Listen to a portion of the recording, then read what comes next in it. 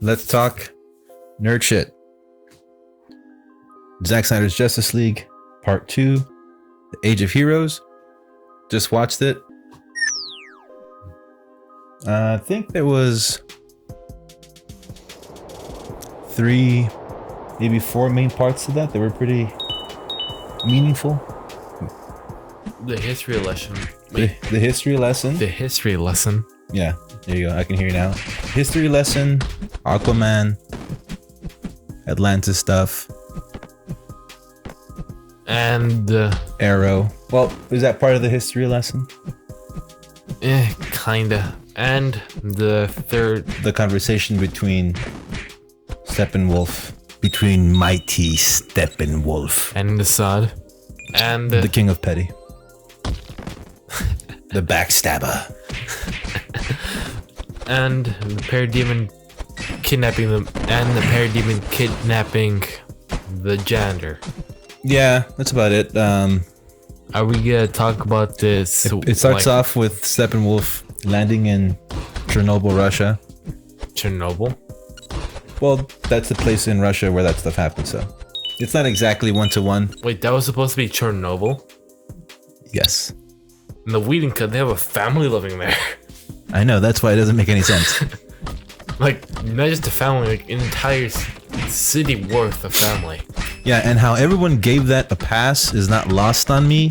But, you know, because the movie, because Zack Snyder's Justice League is so great, and because we proved everyone wrong and we're all vindicated and all that. I mean, you can feel how you want to feel about it, but that's how I feel about it.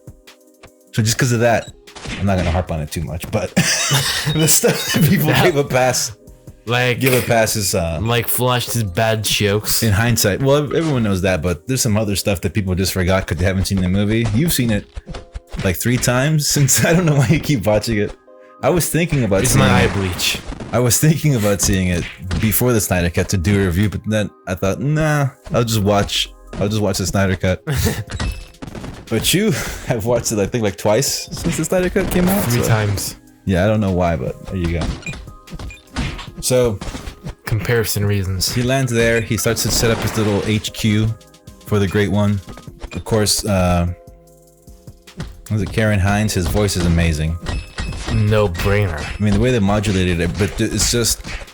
And this time, he doesn't sound like a tired old man. Yeah, but it's just the level of voice acting is just really, really good. He's really good too in there's a series called Rome on HBO. He plays Julius Caesar. He's pretty good in that too. And the CGI looks pretty good. I mean, some parts like Desaad, like extreme close-ups, you can notice some imperfections, but other than that, the CGI is pretty good. Yeah. So then, there's that sweet little scene where the boat is going down, and Aquaman saves the dude. And like I said before, when he arrives on the boat, and the way the water splashes and the music swells, that was cool. And he drops the dude off in the bar. The way they treat him is cool. It's on him. The way the door opens, and you see the light, and like I said before, you see like the water coming in. All this stuff is cool. Him walking to the pier, him doing the slow motion stare off into the ocean. All that shit was cool, man. Especially the music. Yeah. But it got butchered in Whedon's. Also, I saw some people mention it, but the fact that he got Nick Cave to okay, I believe 2 of his songs. You don't know who Nick Cave is, but for the people who are in the know out there, if you know, you know. The fact that Snyder was able to get this dude to give the okay to 2 of his songs for this movie is massive. And again, that's just game recognizing game. That's why Nick Cave said, yeah, sure. I'm pretty sure that's why. But like I said, we're not going to harp on it too much because, you know, we got the W. But so that stuff is cool. We're going back for seconds. Yeah. Then he goes into Atlantis. Again, more stuff is cool. The design is really awesome. And like how Willem Dafoe. There are discrepancies right there between that one and the Aquaman movie, but I don't really care. I mean, wasn't this movie made in 2016? Meaning it probably would have been different Aquaman. Their plannings would have been different. Meaning the movie Aquaman we got would have been more aligned with Snyder's version. If Warner Bros. Would be like, Yeah, we're not gonna use your version. We're just gonna bring the guy that did Avengers to do it. So of course the history lesson was awesome. Especially with Desaad. Yeah, it was. And we get some character development for old Steppy. We know that he betrayed Darkseid to get the throne. Not exactly. This is well, we'll talk about that at the end because that's the last part of the review. Like we were talking about last time that we recorded this, how it was so epic and massive, but small and contained at the same time. It's like they give you these massive, grand scope visions, and then they encapsulate it again, and they just keep it going. And Snyder's ability to do that just wows me. And once you sit down and you start getting into the flow of the movie, it's really impressive how he does that. Because every time I watch this movie, it's just like the way the way it sucks you in is not many movies can do that. But that part's really cool. Of course, to show Darkseid lands on Earth, gets all hyped when he feels the Earth between his fingers. Tries to find the anti-life equation. Kills a lantern, Zeus, and Ares kicks the living H out of him by stabbing with an axe. Yeah, the gods are putting in work. I like how they look bigger than everyone else. And yeah, he's hitting him with that lightning, and Ares sees him, runs over there, comes at him from the top. Yeah, the high ground, I guess. I like all the blood that came out of Darkseid. It was so comic book like. Yeah, like he all the blood spreading out. Breaks through his staff, catches it in the clavicle, bleeding, screams, gets a Spartan kick. Then fades. You see that shockwave. Yeah, then take him on the ship. And then Zeus destroys the ship, and then they flee. And then you get to show a sequence of how the Amazons, the men, and the Alatians took care or hid away the mother box. Yeah, so you have that Ray Porter cameo also. So then we get to my favorite part of this one, and that is the reveal of Desaad, the reveal of their culture, the reveal of... What I like is how, when you go down this rabbit hole, the way that they talk to each other, for me, it implies like so much backstabbing, so much like in the court of Apocalypse, right? Where Darkseid is calling all the shots. They live in their society. Like they're so on his nuts, and there's so many people. Like, it's such a cruel place, and there's so many people jockeying for position, always trying to take each other out, one up each other and stuff. Like how Steppenwolf tried to one-up Darkseid. That was the original plan for the original script. I think the original script was that Steppenwolf was coming to Earth to find the mother boxes to take out Darkseid. And I believe that he was going to try to use... I think the original script was he was going to use the mother boxes to reanimate Superman to then unleash him on Darkseid. I meant to say that he tried to betray Darkseid, but then now he's... Well, that's the part. It isn't clear. That's why I didn't say it. It isn't clear. Because what he says is... He says, I saw my mistake. I mean, we're skipping ahead, but what he says is, I saw my mistake. He says, I slaughtered those who seeked his throne. So I think, and people have said this too, I think it's just because in that setting, in that time of kings and queens, and bloodlines and being firstborn and all that, and how if you're born a certain way, you get the whole kingdom. In those times, Stalin did this too. Just the hint of possible competition, and they took you out. So say Stalin did this multiple times in real life.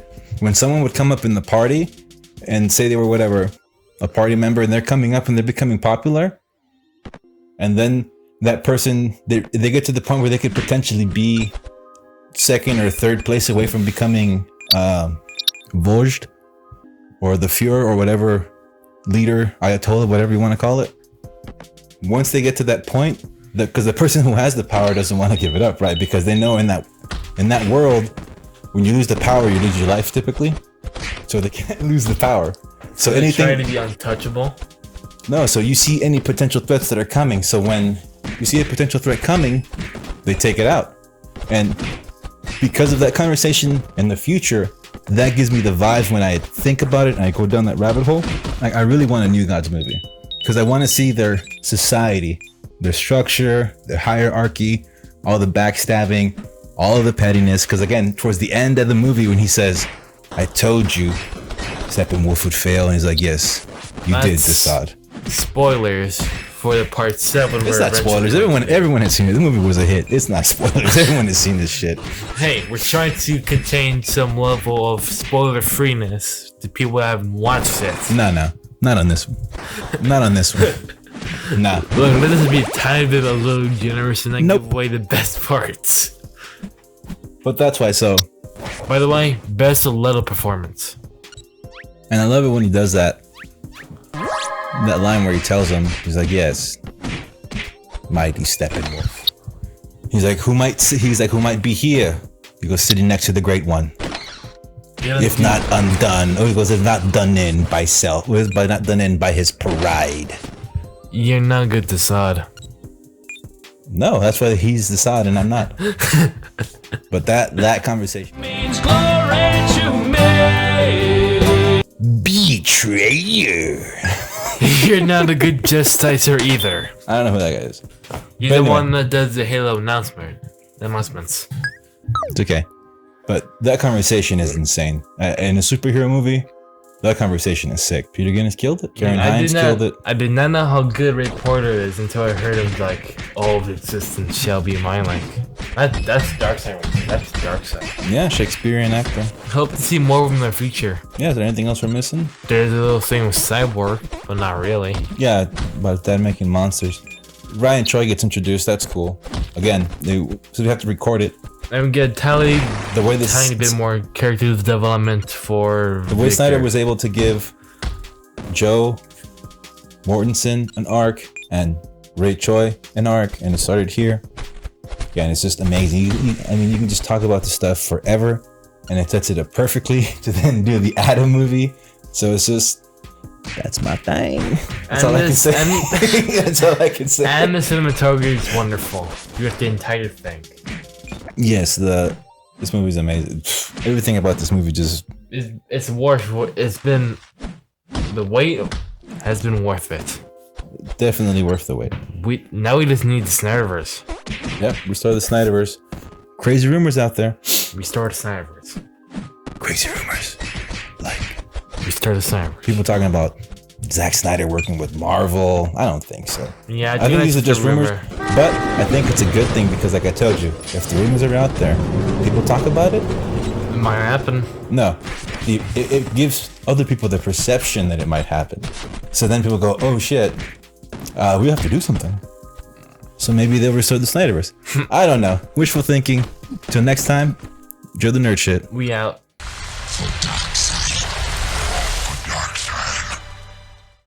Stepping on the globe like who the heck am I? Smile big to remind myself that I'm someone special. Lounging in my bubble that I call my kingdom. Super awesome thoughts occupy my mind while I'm chilling, meditating. Shine, shine, never do I stress, but I did back then when stress was infamous for slicing wrists.